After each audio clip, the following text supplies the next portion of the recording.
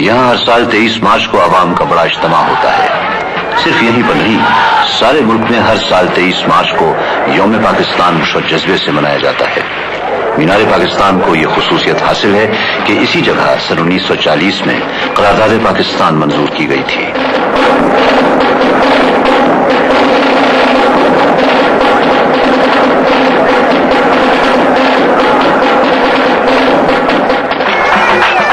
हर साल 23 मार्च को ये कौमी दिन बर्रे सगीर के मुसलमानों की उस अजीम जिद्दोजहद की याद दिलाता है जिसके नतीजे में एक नया मुल्क पाकिस्तान वजूद में आया।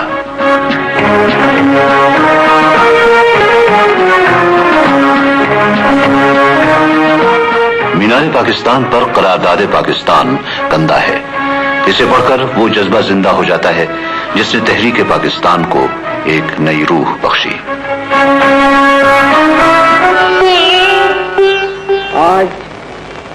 मीनार पाकिस्तान के नजदीक बादशाही मस्जिद आज पाकिस्तान की अजमत की अलामत है। 23 मार्च को एक अजीम शान जलसा मुनक़िद हुआ था जिसमें कायद-ए-आज़म तशरीफ लाए और जलसे की सदारत फरमाई और तमाम बड़े सगीर हिंद के मुसलमान लीडर और उनकी बेकमाल। बादशाही मस्जिद के करीब लाहौर का मशहूर मिंटो पार्क था जहां मार्च 1940 में कायद-ए-आज़म मोहम्मद अली जिन्नाह की सदारत में ऑल इंडिया मुस्लिम लीग का सालाना इजलास मुनक़िद हुआ और 23 मार्च सन 1940 को बर्रे सगीर के मुसलमानों के 1 लाख नुमाइंदों ने मुत्तफ़िक़ा तौर पर बर्रे सगीर की तक़सीम की करारदाद मंजूर की जो बाद में करारदाद पाकिस्तान के नाम से मशहूर हुई।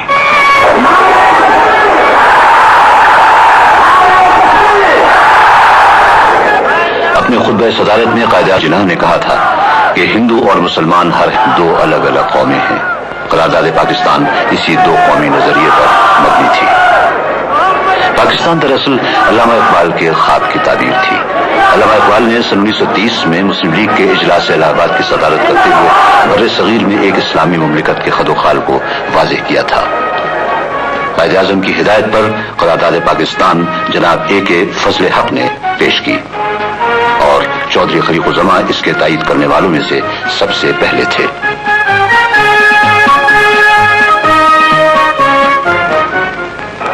और फिर अगले 7 साल तक हुसूल पाकिस्तान की जद्दोजहद रोज बरोज जोर पकड़ती है। कायद-ए-आज़म मोहम्मद अली जिन्नाह ने पूरे बर्रे सगीर के दौरे किए और करोड़ों मुसलमानों के दिलों में हुसूल पाकिस्तान के लिए बेपनाह जोश और वलवला पैदा कर दिया। हर जगह लोगों ने कायद-ए-आज़म की वलवला अंगेज क़यादत में पाकिस्तान के हुसूल के बड़ी से बड़ी मुखालिफत के बावजूद कुर्बानी देने का अहद किया।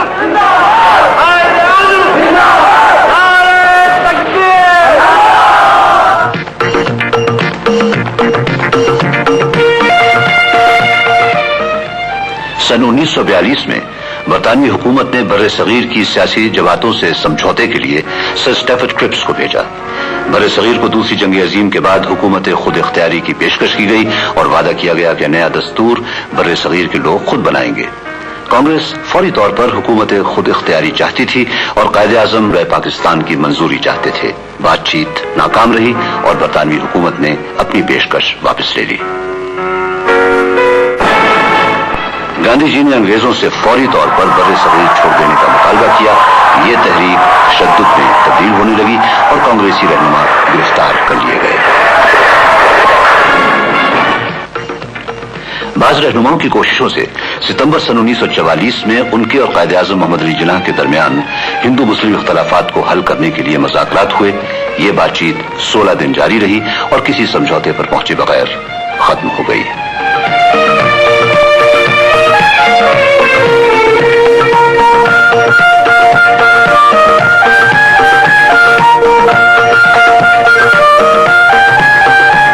सन 1945 में दूसरी जंग अजीम इत्तेहादियों की फतेह पर खत्म हुई।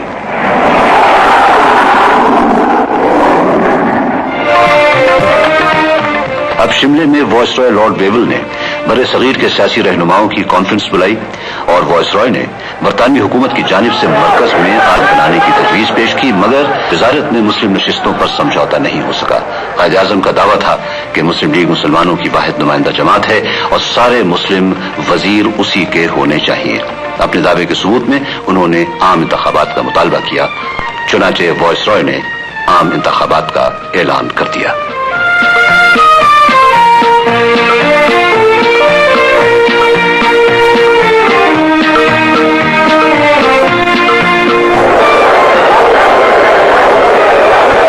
सन 1946 में पूरे बड़े सगीर में आम इंतखाबात मुनक़िद हुए। कांग्रेस ने मुत्तहिदा हिंदुस्तान और मुस्लिम लीग ने पाकिस्तान के मौक़िफ़ पर इंतखाबात में हिस्सा लिया।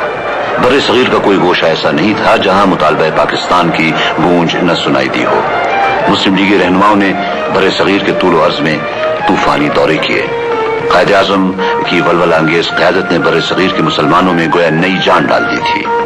सन 1946 के आम इंतखाबात में एक तो कायदे आज़म के इस दावे का फैसला होना था कि मुस्लिम लीग बर्रे सगीर के मुसलमानों की वाहिद नुमाइंदा जमात है, और दूसरे ये कि मुसलमान हुसूल पाकिस्तान से कम किसी बात पर राजी नहीं होंगे। मरकजी असेंबली की सारी मुस्लिम नशिस्तें मुस्लिम लीग ने जीत ली और इस तरह मुस्लिम अवाम ने अपना फैसला पाकिस्तान के हक में दिया।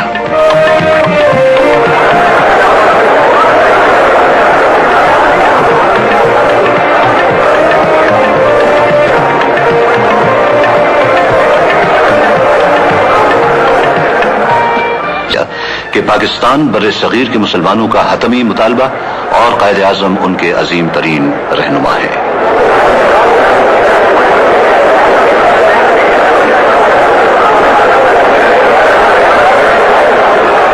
अब बरतानवी हुकूमत ने mister Alexander, sir Stafford Cripps और लॉर्ड पैट्रिक लॉरेंस पर मुश्तमिल एक मिशन भेजा जो कैबिनेट मिशन के नाम से मशहूर हुआ। बरगीर के सियासी रहनुमाओं से बातचीत के बाद मिशन ने सिफारिश की कि बरतानवी हिंद और देसी रियासतों पर मुश्तमिल एक यूनियन कायम की जाए जिसमें 3 इलाके हों। पहला इलाका पंजाब, सरहद, सिंध और बलूचिस्तान पर मुश्तमिल हो, दूसरा बंगाल और आसाम पर, और तीसरे इलाके में बर्रे सगीर की हिस्सा। तीनों इलाके दाखिली मामलात में आजाद हों और मरकज के पास सिर्फ दिफा, खारजी उमूर और मुआसलात के में रहें। दस्तूर साज असेंबली बुलाई जाए और फौरी तौर पर आर्जी हुकूमत कायम की जाए जिसमें मुस्लिम लीग और कांग्रेस के वज़रा बराबर की तादाद में हो।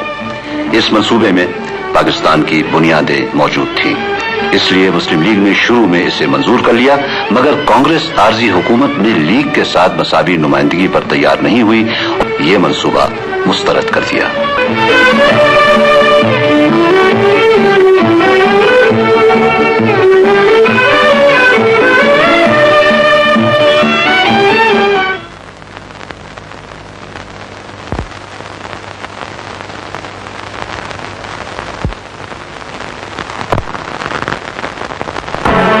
वायसराय लॉर्ड वेवल वादे के बावजूद कांग्रेस के बगैर नुमाइंदा हुकूमत के क़याम पर राजी नहीं हुए और कायदे आज़म ने वायसराय की वादा खिलाफी पर कैबिनेट मिशन का मुस्तरद कर दिया।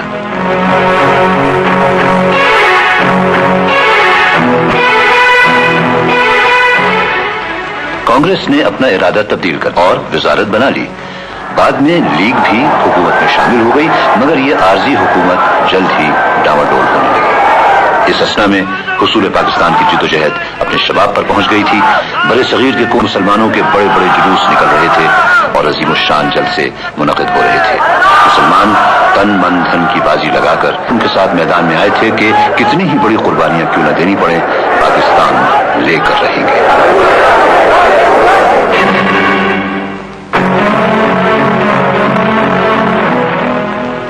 जनवरी सन 1947 में कायद-ए-आज़म की हिदायत पर पंजाब मुस्लिम लीग ने सिविल नाफरमानी की तहरीक शुरू कर दी।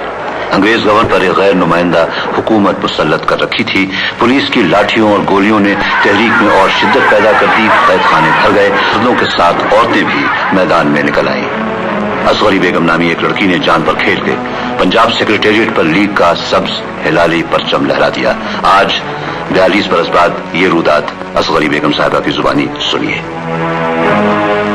उसी वक्त मैं और 5-4 लड़कियां अंदर गेट फलांग के गई और मैं छत पे चढ़ गई। जाके फ्लैट को नीचे उतारा और अपना हलाली परचम लहरा दिया। अगर मेरी जान भी जाती तो फिर भी मैं गुरेज न करती, झंडा जरूर लगाती।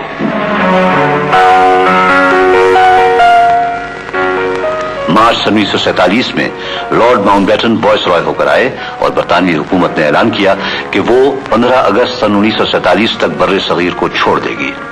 माउंट बैटन ने लीगी और कांग्रेसी रहनुमाओं से बातचीत के बाद बड़े सगीर के मुस्तकबिल के लिए वही किया जिस पर कायदे आजम इतने अरसे से जोर देते चले आ रहे थे, यानी बड़े सगीर की मुनसिफाना तकसीम। 3 जून सन 1947 को लॉर्ड माउंट बैटन ने तकसीम के मंसूबे का ऐलान किया। उसी रोज कायदे आजम ने रेडियो पर कौम से खिताब किया। and handle grave issues facing us in the solution of the complex political problem of great subcontinent inhabited by 400 millions of people. The world has no parallel for the most onerous ethical task which we have before us. I pray to God that this critical moment He may guide us and enable us to discharge our responsibility in a wise and statesmanlike manner.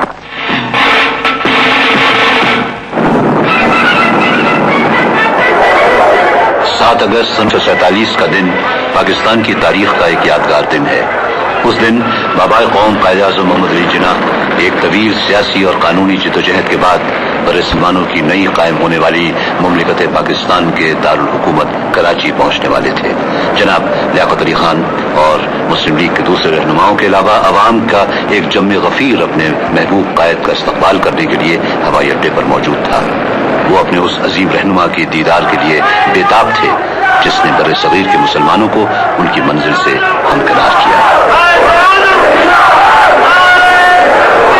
कायदे आज़म अपनी हमशीरा मोहतरमा फातिमा जिन्ना के साथ तैयारे से बाहर आए तो उनका वालिहाना इस्तकबाल किया गया।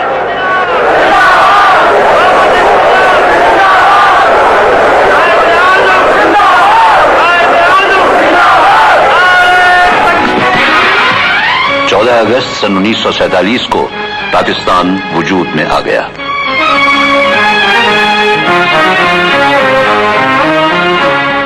बाबाए कौम कायदे आज़म मोहम्मद अली जिन्नाह इंतकाल इक़्तिदार की तकरीब में शिरकत के लिए तशरीफ लाए।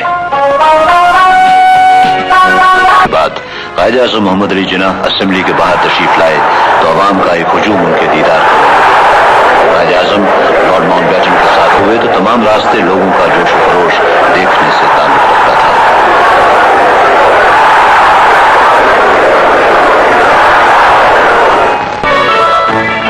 अगस्त सन 1947 को कराची में इक़्तिदार की मुंतकली की तकरीब पाकिस्तान की आज़ादी का ऐलान थी।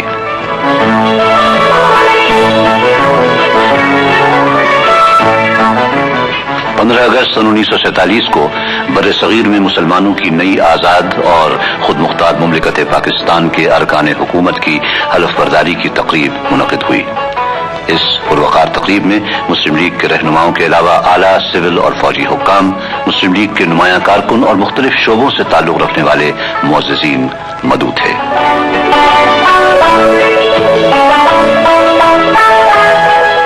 बाबाए कौम तशरीफ लाए तो उनकी वालिहाना पजीराई की गई। वो बरे सगीर में मुस्लिम निशात सानिया के अजीम रहनुमा थे।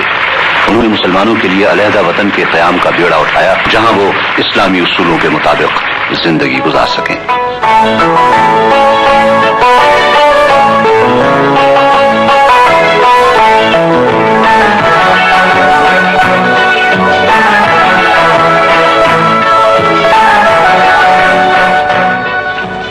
तकरीब का आगाज तिलावत कलाम पाक से हुआ।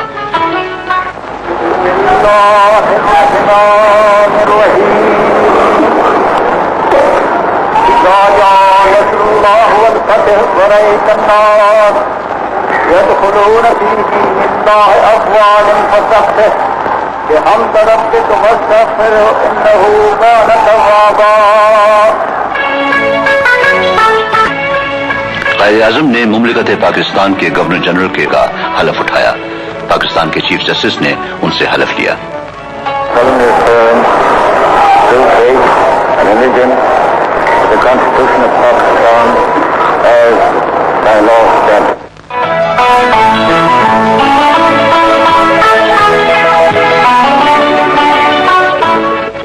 जनाब खान ने वजीर आज़म का ओहदा संभाला और दूसरे वज़रा में आई चुंद्रीगर, غلام محمد، سردار عبدالرب نشتر اور راجہ غضنفر علی خان تھے۔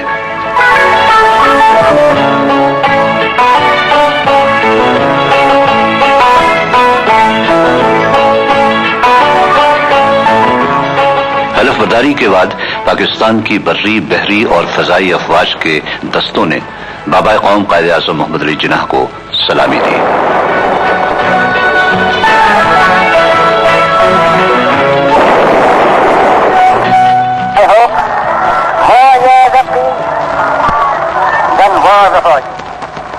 اس کے بعد قائد اعظم نے گارڈ آف آنر کا معائنہ کیا۔ افواج پاکستان سے قائد اعظم کو جو توقعات تھی ان کا اظہار ان کی اس تقریر میں ہوا ہے جو کچھ عرصے بعد انہوں نے فوجیوں کے ایک جلسے میں کی تھی۔ انہوں نے کہا تھا کہ ہمیں یہ ثابت کرنا ہے کہ ہم نئی حاصل شدہ آزادی کے اہل ہیں۔ آپ نے دنیا کو فسطائیت اور آمریت کے پنجوں سے بچانے اور جمہوریت کو جاری و ساری کرنے کے لیے دنیا کے دور دراز حصوں میں جا کر عین میدان جنگ میں داد شجاعت دی ہے۔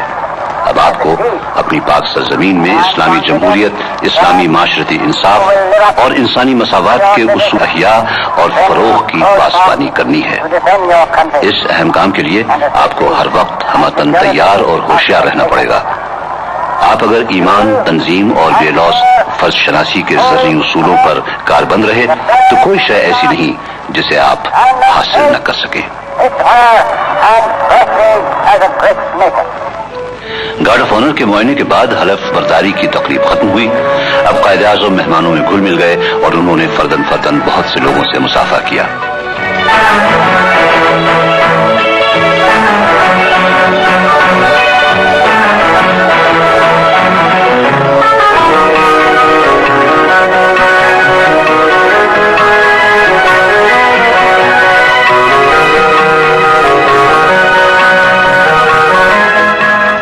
پاکستان کی دستور ساز اسمبلی کے پہلے اجلاس میں قائد اعظم نے قاعدے کے مطابق اسمبلی کے رجسٹر پر اپنے دستخط ثبت کیے۔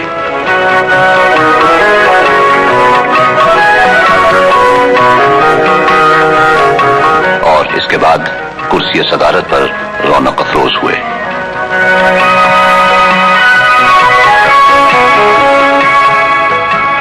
پاکستان کے پہلے وزیر اعظم لیاقت علی خان نے اپنی تقریر میں قائد اعظم کو خراج تحسین پیش کرتے ہوئے کہا، I am confident that you would, while discharging your onerous duty, be always guided by that intellectual honesty which you possess.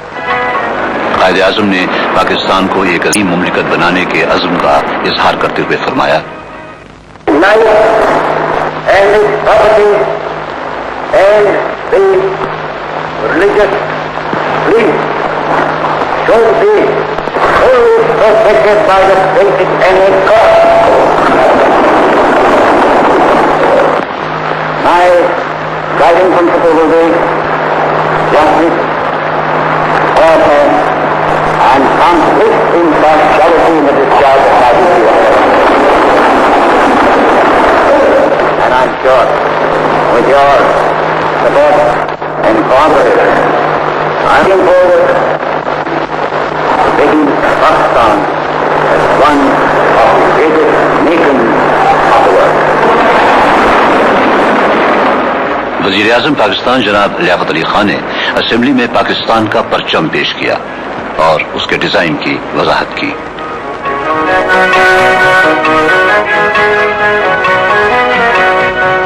قیام پاکستان کے 4 روز بعد 18 اگست سن 1947 کو عید کا دن تھا۔ قائد اعظم عوام کے ساتھ نماز عید ادا کی اور اپنے پیام عید میں ایمان، اتحاد اور نظم و ضبط کی تلقین کی۔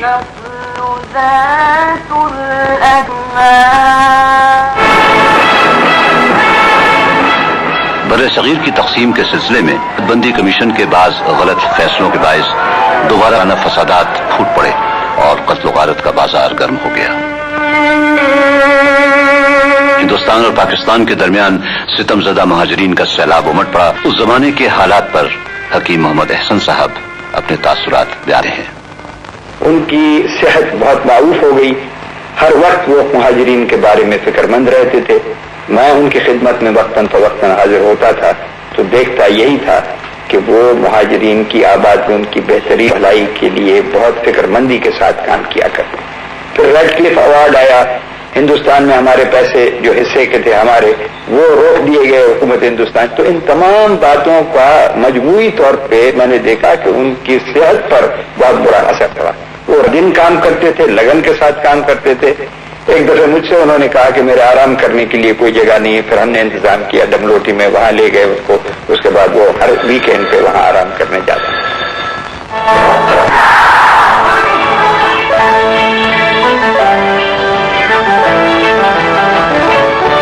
ایک نئی مملکت کے لیے جو ابھی وجود میں آئی تھی, لاکھوں مہاجرین کی بحالی اور آبادکاری اتنا بڑا مسئلہ تھا کہ اب اس کا تصور بھی نہیں کیا جا سکتا. مگر قائد اعظم نے غیر معمولی عزم و ہمت کے ساتھ اس مسئلے سے نمٹنے کا بیڑا اٹھایا. وہ اس سلسلے میں لاہور بھی تشریف لے گئے اور مہاجر آبادکاری کے منصوبے شروع کرائے. ایک عرصے تک مہاجرین کے کیمپوں میں ضروریات زندگی کی چیزیں مفت فراہم کی جاتی رہی.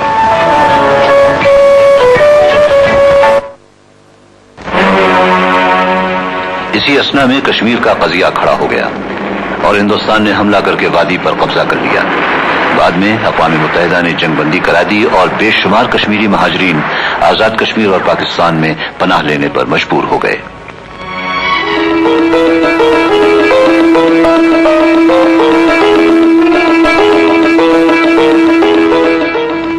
نئی مملکت کے لیے بڑی دشواریاں پیدا ہو گئیں, مگر قائد اعظم ان مسائل سے نظمہ ہونے کے ساتھ ساتھ معمول کے امور مملکت بھی بڑی تندہی سے انجام دے رہے تھے.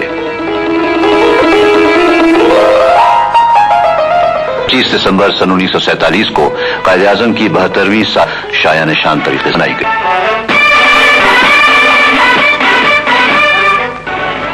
کراچی میں سالگرہ کی تقاریب کے سلسلے میں قائد اعظم پولو گراؤنڈ تشریف لائے, جہاں تینوں مسلح کے سربراہوں نے استقبال کیا. انہوں نے قومی پرچم لہرایا اور اسے سلامی دی.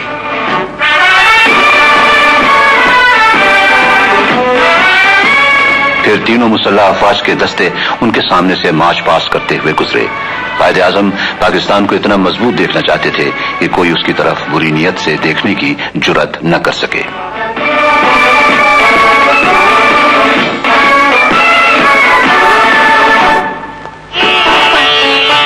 قائد اعظم کی سالگرہ کے موقع پر ایک شاندار اہتمام کیا گیا. مسلم لیگی رہنماؤں کا اعلیٰ سول اور فوجی حکام, مسلم لیگی کارکنوں اور معززین شہر کی ایک بہت بڑی تعداد نے قائد اعظم کا خیر مقدم کیا. قوم کے اس فقید المثال محسن کے لیے ہر شخص کے دید و دل فراش راہ تھے. قائد اعظم کی زندگی ایک عظیم جدوجہد سے عبارت تھی جو بالآخر کامیابی سے ہمکنار ہوئی.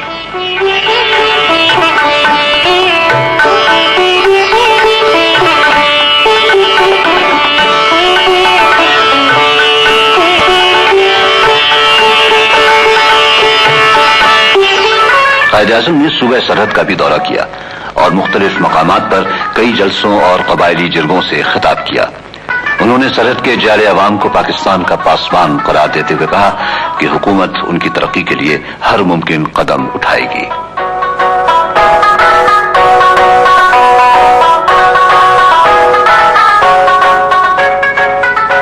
قیام پاکستان کے بعد قائد اعظم مملکت کے نظم و نسق اور دیگر قومی امور کو نمٹاتے رہے, لیکن ان کی صحت اتنی محنت کا بوجھ برداشت کرنے کے قابل نہ تھی.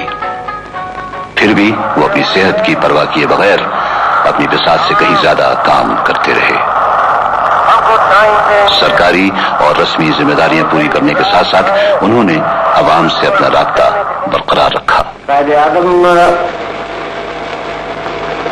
جب تاریخ پاکستان شروع نہیں ہوئی تھی اور جب برادم ہندوستان میں آزادی کے لیے آواز اٹھ رہی تھی اور لندن میں جو راؤنڈ کانفرنس ہوئی اس میں قائد اعظم نے دونوں راؤنڈ کانفرنس میں بڑے شد و مت کے ساتھ صوبہ سرحد, جیسے کہ اس وقت شوربی صوبہ سرحد کہتے تھے, اور بلوچستان کے لیے ریفارمز کا مطالبہ کیا.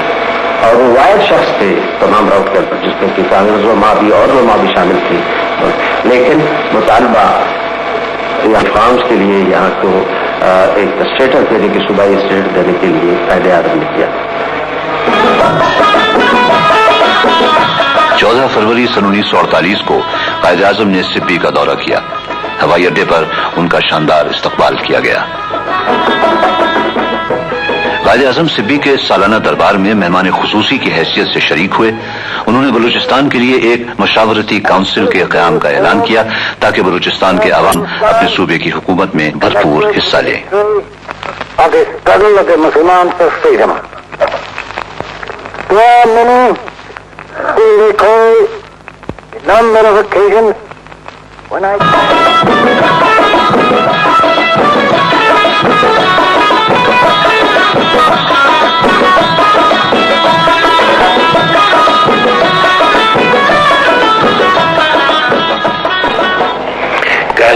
ان سیاستدانوں میں تھے کہ جن کی پرورش ایک ایسے ماحول میں ہوئی تھی جو جمہوری ہو، اور پھر وہ یہاں سے ہندوستان گئے تو وہاں بھی جمہوریت کا دور تھا، قانون کی بالادستی تھی، وہاں ان کی ٹریننگ ہوئی، اور وہ خود بھی اپنے ان کے کریکٹر کے لحاظ سے، اپنے اخلاق کے لحاظ سے نہایت ہی منصفانہ طبیعت رکھتے تھے، انصاف چاہتے تھے، اور انصاف کی سربلندی کے لیے، قانون کی سربلندی کے لیے ساری عمر جدوجہد کرتے رہے۔ میں اس تفصیل میں جا نہیں سکتا، اگر آپ ان کی قومی مرکزی اسمبلی جو تھی انڈیا کی، ان لوگوں کی تقریریں پڑھیں تو آپ کو تعجب ہوگا کہ ہر روز ہوگی وہ قانون کی بالادستی اور جمہوریت کے لیے۔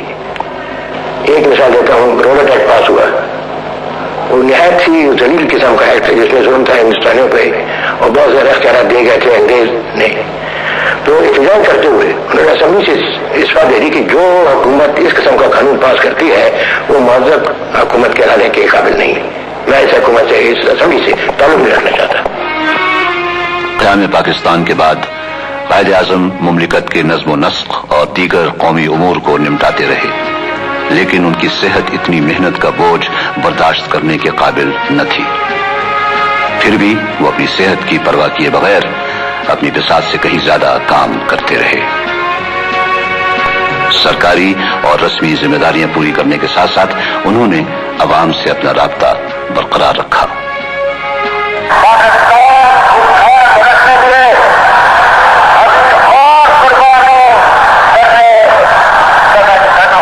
اپریل سن 1948 پاکستان کے اپنے سکے اور کرنسی نوٹ جاری ہوئے۔ یہ ملکی معیشت کی بنیادوں کے استحکام کی علامت تھی۔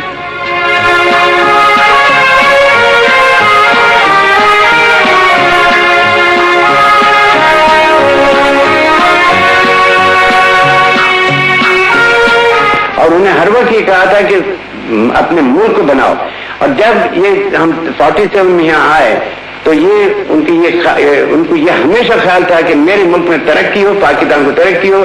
آپ جانتے کہ اس زمانے میں یہاں ہمارے پاس ٹیکسٹائل مل تھے یا نہیں، لیکن جب انہوں نے اپیل کی مسلمانوں نے بزنس مین کو کہ یہاں آؤ، پاکستان کو بناؤ، ترقی دو، انہوں نے بڑی دلچسپی لی، اپنا ٹیکسٹائل مل کا فاؤنڈیشن لگوایا، ولی کا ٹیکسٹائل مل، آئل مل، اور اس سے ساتھ ہی ساتھ بڑی فیسلٹیز دی انہوں نے بزنس مین کو، ٹیکس ہالیڈے وغیرہ یہ وہ۔ قائد اعظم کے تدبر اور انتظامی صلاحیتوں کے باعث 1 سال سے کم عرصے میں پاکستانی معیشت اس قابل ہو گئی کہ حکومت اپنا مرکزی بینک قائم کر سکے۔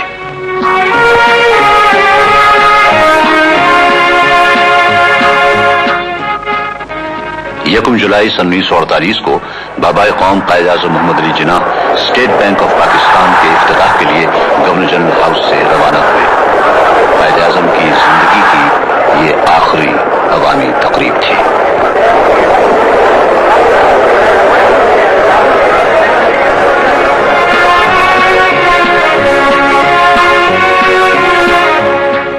تقریب کا آغاز تلاوت پاک سے ہوا۔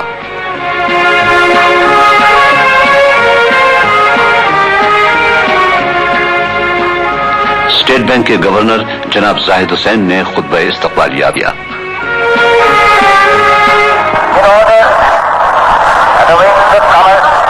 اپنی افتتاحی تقریر میں قائد اعظم نے فرمایا کہ ہمیں ایک مثالی معاشی نظام پیش کرنا ہے جو انسانی مساوات اور معاشرتی انصاف کے اسلامی تصورات پر قائم ہو اور انسانیت کو ان کا پیغام دے۔ صرف ایسا امن ہی انسانیت کو جنگ کی ہولناکیوں سے بچا سکتا ہے اور بنی نوع انسان کی خوشی اور خوشحالی کا ضامن ہو سکتا ہے۔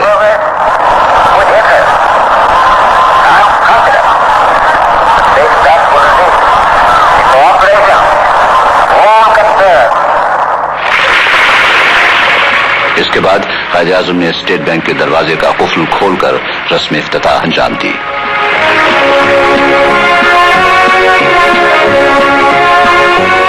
زیارت ریزیڈنسی، ذمہ داریاں، مسائل، انتھک محنت۔ قائد اعظم کی صحت بہت بری طرح متاثر ہو چکی تھی۔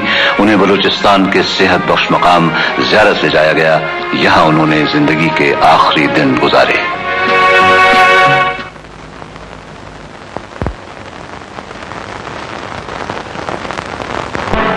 11 ستمبر سن 1948 کو قائد اعظم زیارت سے کراچی واپس آئے اور اسی رات اپنی جان آفریں کے سپرد کر دی۔ قائد اعظم کا آخری سفر شروع ہوا۔ عوام کا ایک سمندر تھا ساتھ ساتھ اپنے رہنما کے، جس نے خواب کو حقیقت بنا دیا تھا۔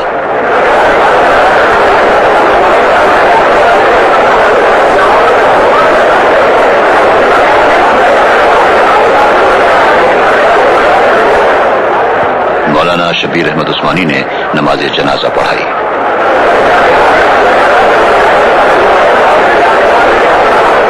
ہر سوار اپنے دل میں قائد اعظم سے عہد کی تجدید کر رہا تھا کہ وہ پاکستان کو ایک ایسی اسلامی فلاحی مملکت بنانے کے لیے انتھک محنت کرے گا جو ساری دنیا کے لیے مثال بن جائے۔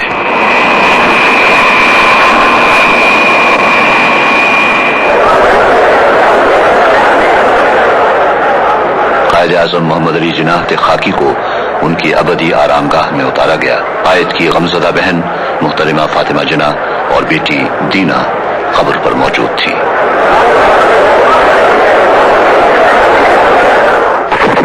بانی پاکستان کو فوج نے آخری سلامی دی۔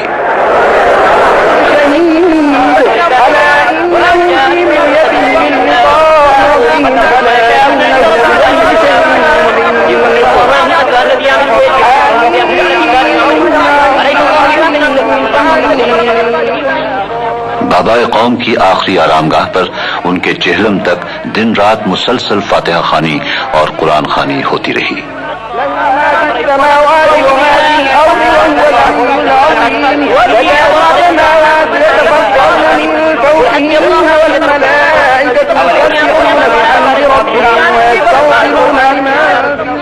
بعد میں قائد اعظم کے مزار پر ایک شاندار مقبرہ تعمیر کیا گیا۔ بالبينات وبالزبر وبالكتاب المنير لم تفعلوا ثم أخذت الذين كفروا فكيف۔ ہر روز خاص طور پر قومی تہواروں اور قائد اعظم کے یوم ولادت اور یوم وفات پر یہاں عقیدت مندوں کا ہجوم ہوتا ہے جو فاتحہ خوانی کے ساتھ ساتھ پاکستان کی تعمیر و ترقی کے عزم کی تجدید کرتا ہے۔ اب تحریک پاکستان کے رہنما میاں ممتاز دولتانہ کے تاثرات سنیے۔ یہ ہمیں حاصل ہو کہ یہ فریضہ اب ہماری نوجوان قیادت کے میں ہے کہ وہ انہی اصولوں پر چلیں جو کہ قائد اعظم نے ہمیں سکھائے تھے اور اسی طرح ملک کی خدمت کے لیے ہر وقت اپنے آپ کو تیار اور مسلح رکھیں۔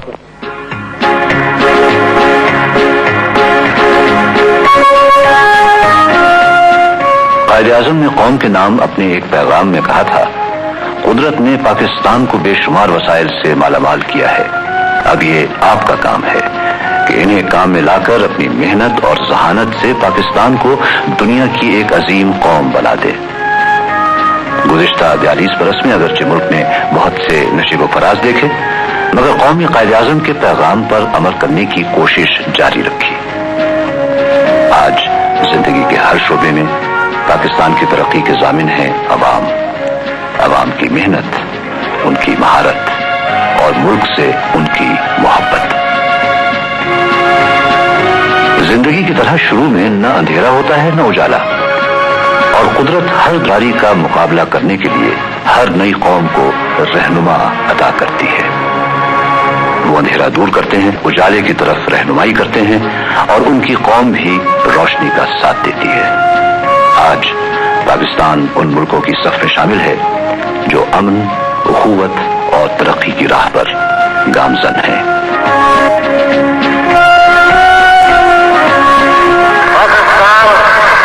ہم نے حاصل کیا، لیکن پھر بھی اس کو بنانے کا ہے۔ خدا کی رحمت سے اب جو چیز ہم چاہتے ہیں وہ ہمارے پاس ہے۔ ابھی وقت آ گیا ہے آپ کے لیے تو آپ کوشش کرو اور پاکستان کو آگے بڑھاؤ۔